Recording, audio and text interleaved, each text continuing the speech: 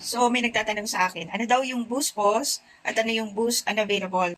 Boost pause, ibig sabihin yan, magbuboost ka or magpaparami ka ng views.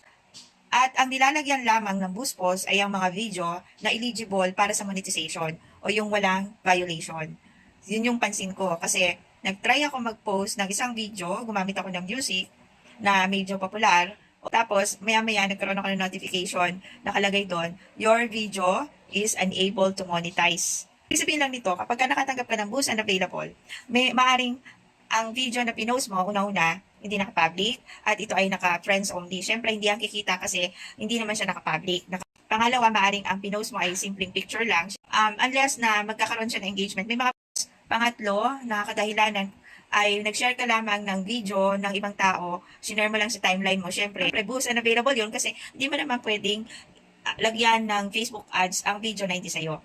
At higit sa lahat, ang video ay nagiging boost and available kapag ang ginamit mong music ay licensed music o yung mga music na hindi mo po pwedeng gamitin sa pagre-reels mo o paggagawa ng mga long videos kasi nga license siya.